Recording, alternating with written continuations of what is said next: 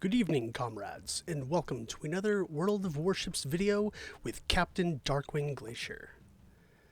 This replay was given to me by Frankenstein 2014, who has done so in the past, so I believe this is either his third or his fourth video that has graced my channel. And in this battle, he is taking out the Tier 5 premium Soviet battleship, the October Revolution, or the Oktyabrskaya Revolutsiya, I think. Although I don't speak Russian, so please forgive me for the horrible pronunciation. Speaking of things that are horrible, I have to say that this ship is one of those things. At least in terms of its aesthetics. I think this ship is ugly. It's just god-awful. I mean, it has 4 turrets that are just spread across the length of the ship. It has that weird shaped bow. It has the forward funnel just kind of comes upright and then hangs over backwards across the turret number 2. It's got this weird superstructure in the front and then another one aft. This ship is just ugly.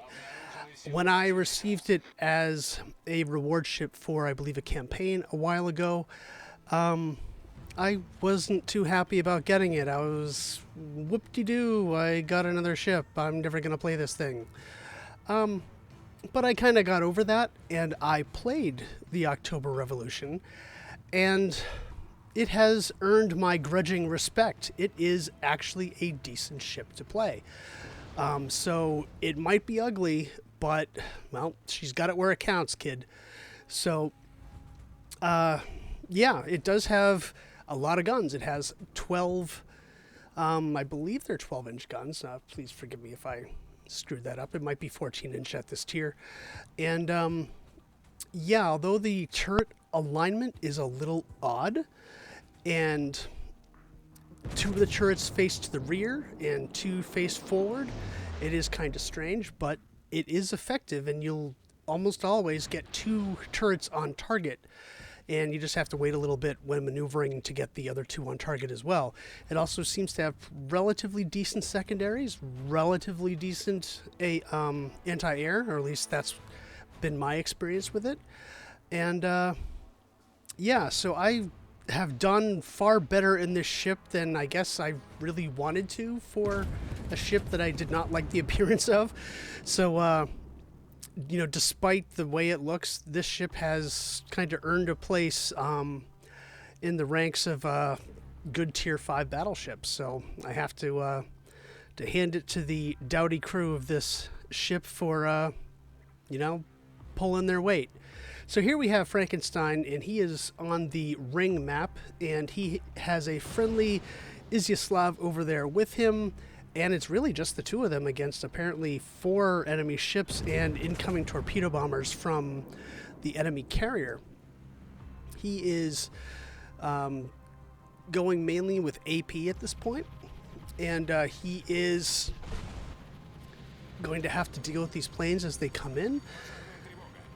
And it looks like he is turning into the torpedoes, and of course the Tier 4 torpedo planes are not that much to worry about, since they only have 1 torpedo plane attack at a time, each dropping just 1 torpedo, so it's not that hard to maneuver. If anything, the purpose of the carriers at this tier seems to be more likely to just cause the ship to maneuver in such a way as to avoid it, and therefore maybe exposing a broadside to the friendly battleships.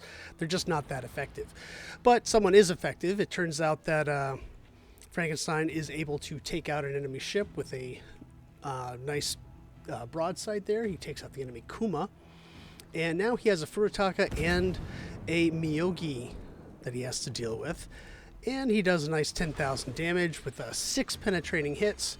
See, having 12 guns does definitely make its weight worth in gold at this tier, especially since the Miyogi, I think, has 6. So another wave of enemy aircraft is approaching, which succeeds in taking out the friendly Iziaslav, but not before he gets his torpedoes off, which are probably going to make a very bad day for this Miyogi. But it turns out that Frankenstein is able to take out the Miyogi and steal the kill from his dead ally. You know, what else are you going to do? I mean, if your ally's dead, he doesn't care, so you might as well take his kills from him. So in the meantime, he has shot down 3 enemy planes so far. He just shot down 3 more. And takes a little bit of damage, but not too much at this point. So he has this Furutaka, which is now running away. There is an enemy V-170 as well. And just look at all those shells. Okay, only 3 penetrating hits, doing 3,000 damage, but it's still pretty respectable. I'm guessing there may be torpedoes inbound from that V-170, so Frankenstein is doing the right thing. He is turning to port to move into them, and that was a wise decision. He avoided the inbound torpedoes. He would have taken at least 1 hit had he continued on that course. Now he is focusing on the V-170. He still has AP, but that may not matter when you have 12 shells landing like that. It takes about almost half the health with just 3 over penetrations.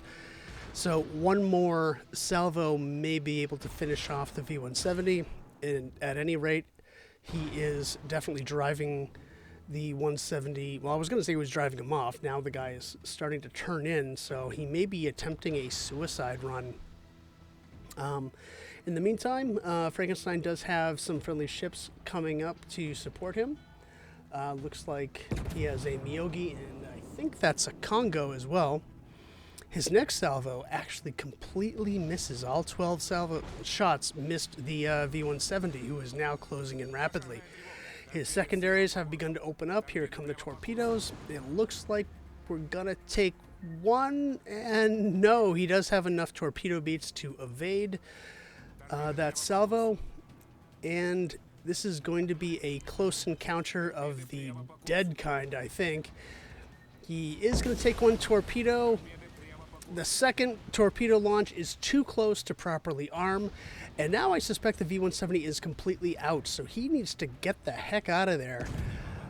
And he is just sailing parallel to the to Frankenstein, and that was a big mistake. And he gets finished off. Unfortunately, well, the kill itself was actually stolen by the friendly Congo, but yeah, if you run out of torpedoes, you probably just don't want to sail alongside in formation with the enemy ship you were trying to sink.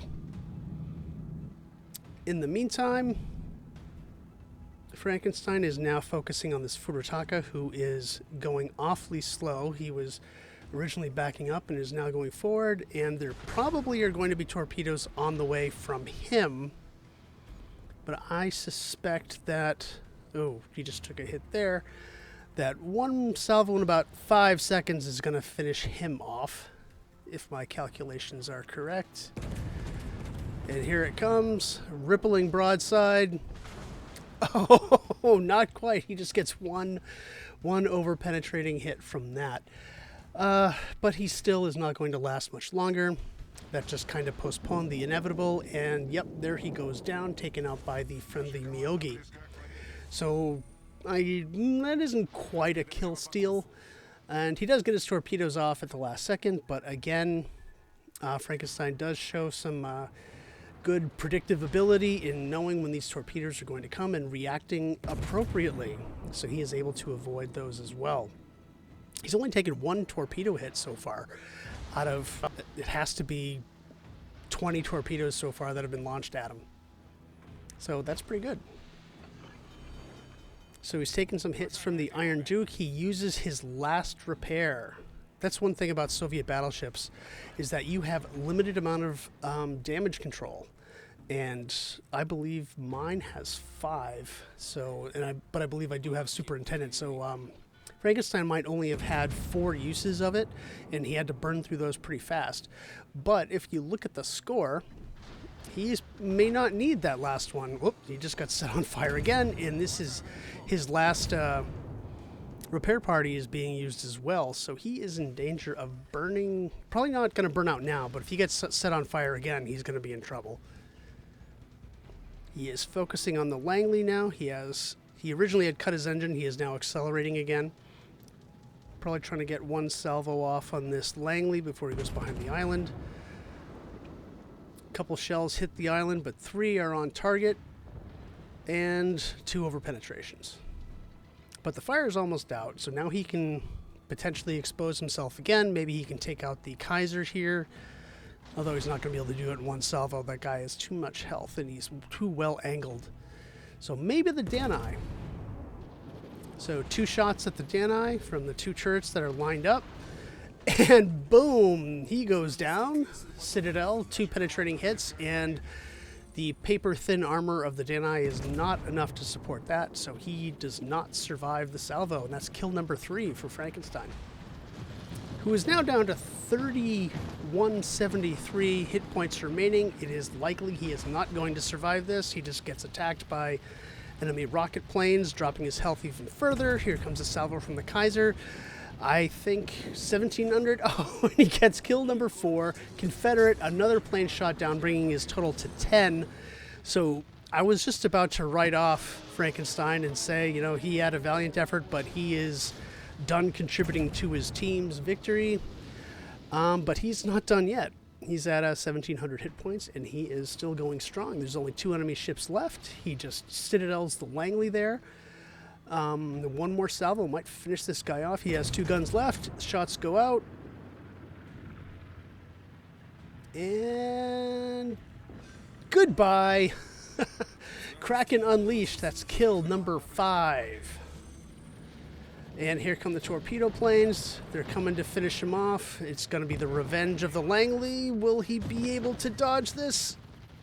Nope, he doesn't dodge it, but he was too close. Unfortunately for the Langley captain, he dropped too close and the torpedo was unable to arm. So that's another brush with death by Frankenstein. And what do we say to the god of death? Not today. Unless this Iron Duke decides to take a pot shot at him and shoot at one of the farthest targets away, which hopefully won't happen. So maybe Frankenstein's going to come away with surviving this battle. Maybe he'll get kill number 6, although that's going to be tough. Yeah, especially, well, he does have 1 gun that's going to be ready in a couple seconds, but there's a lot of torpedoes going towards that Iron Duke. Yep, and he does go down. So, wow, that was a very good game by Frankenstein, who showed a lot of predictability, or predictive skill, I should say, in determining when the enemy is going to be launching torpedoes at him. And he only took 1 torpedo hit, which was very good. He was able to hang on well beyond by any rights he should have been able to, by surviving and taking out the enemy ships, and he comes away with a victory. So kudos to Frankenstein, and I hope you enjoyed that replay, and thanks for watching.